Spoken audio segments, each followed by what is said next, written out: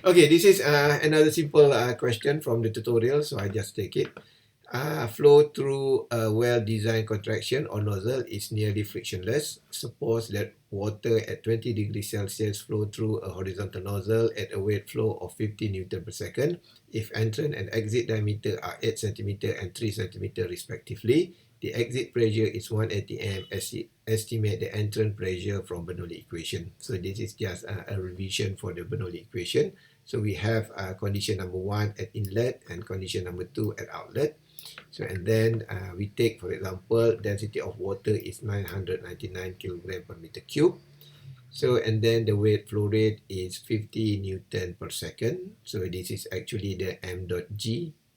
Okay, this is not kilogram per meter second. So it multiply the kilogram with the gravity.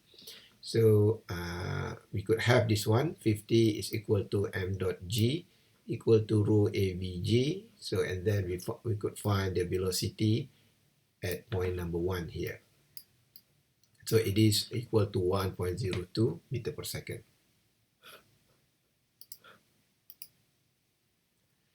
So and then from the continuity equation, okay, we could determine the velocity at point number 2, which is it is equal to 7.25 meter per second.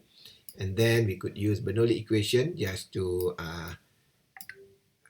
refresh your idea about Bernoulli equation. So this is the Bernoulli equation because the nozzle, it stays at the same level, so the value of Z1 and Z2 here can be neglected.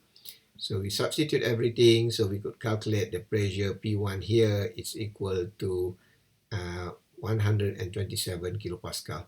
So pressure at P2 here mean the outside. So because it relates to the atmospheric pressure here, so we could assume that it is equal to ATM, so which is 101 350 kilopascal.